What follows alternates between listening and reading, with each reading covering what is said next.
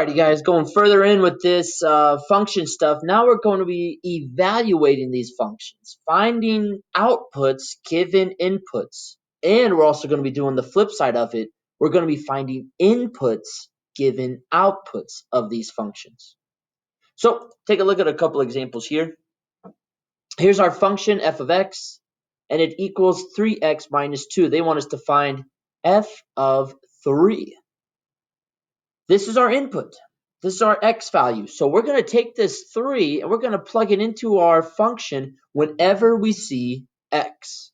So I see the x right next to the 3 because it was 3x. Well, now I'm plugging it in.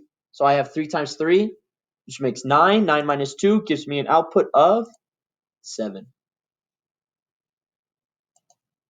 So f of 3 equals 7. Same function, 3x minus 2. This time they want us to find f of negative 2. So just like before, we take our input, negative 2, we plug it into our function, plug it into that machine. It's 3 times x. Now it's 3 times negative 2 minus 2. 3 times negative 2 gives me negative 6. Negative 6 minus 2 gives me an output of negative 8. Let's see it one more time here, guys, and then we're going to go over to delta math. Here's a little bit more complicated of one. Little more because we have an exponent, we're talking z squared, and we have two variables inside our function, z squared minus 4z, and then plus 9 at the end. Take a look at our function notation. It's not f of x anymore. It's now h of z. But remember, just like how we've been talking about these functions, those variables are just different names for either the function itself or for the input of that function. So now we're looking at function h of input z is equal to this mess. We want to find the we want to find the output when the input is negative 3.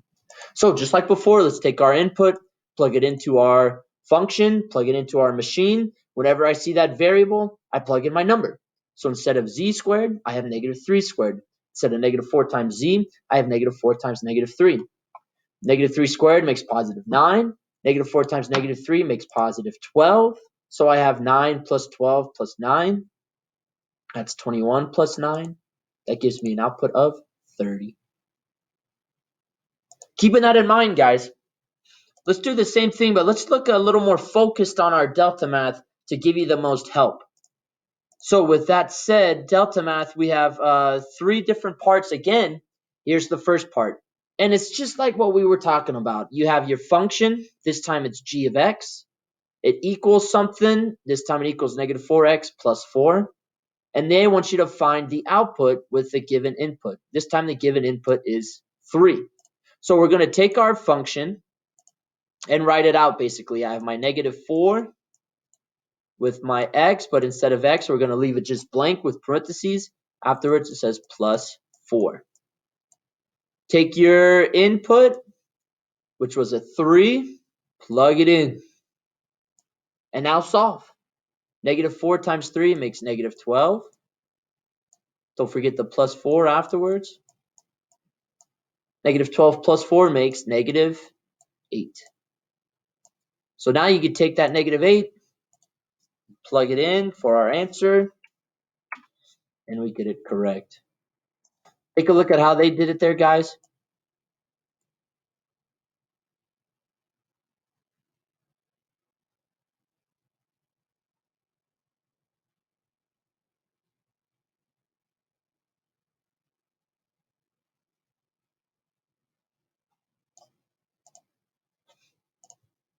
And you'll see they did it basically the same way we did. They're taking their input, plugging it in, multiplying, adding, getting our answer.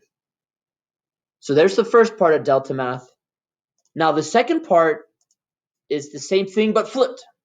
We're not given the input, finding the output. We're given the output, have to find the input.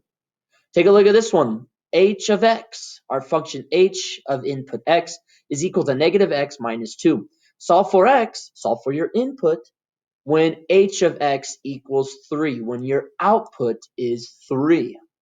So take a look at this one here. When we do this one, we're going to go the same way basically. We have negative x minus 2 This time we could write down our x because that's the input we're trying to solve for. And then we have equals 3. That's our output. So we set this whole thing equal to 3. Well, it's an ugly looking 3. And then from here we solve. Get rid of the minus 2 by adding 2. 3 plus 2 makes 5. So now you have 5 equals negative x. We don't want negative x though, we want positive x. So we're going to divide both sides by that negative 1. All it does is just change our sign from a positive 5 to a negative 5. So now we have an answer of negative 5. This output meant we needed to have an input of negative 5.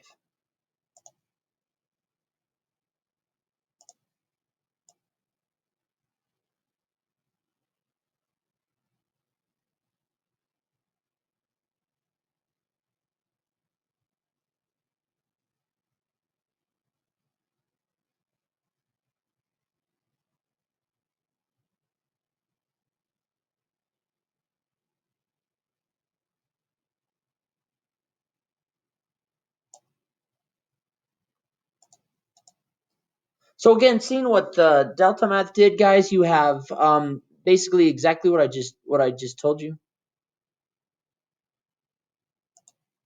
Why did I do that?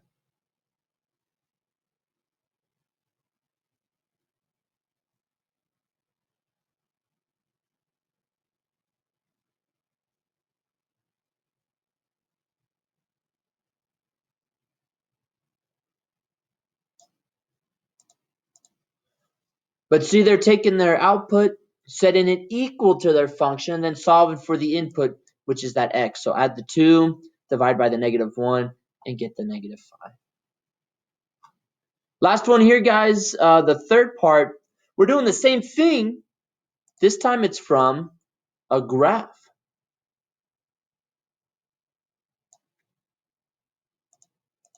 We're doing the same thing. This time it's from a graph. So notice we have f of 4. So our function f at 4, that's our input. That's our x value. So let's go to 4 on the graph and find where it hits. Looks like it's hitting right here. There's 4. And I could follow that 4 all the way up to where that graph hits. And then I can follow that graph all the way to the y's.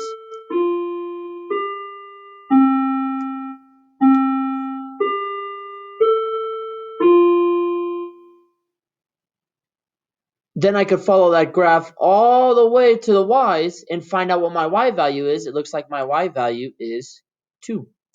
So I could say with the input 4, according to the graph, gives me an output of 2.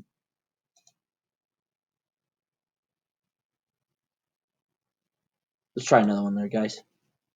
Okay, here's another one. Same thing though. Looking at our function f of 3. Okay, so 3 is my input. Let's go to 3 on our graph. Looks like it's right here. This time we have to go down to match. Okay, there's down. From there, let's go to our y value. Looks like my y value is negative 2. So now I can punch in my answer for negative 2. Easy. Let me know if you have any questions about this stuff, guys. Shoot me an email or anything like that. Talk it up in class. Let's get this function stuff down. We'll be good to go. Thanks, guys. Talk to you later.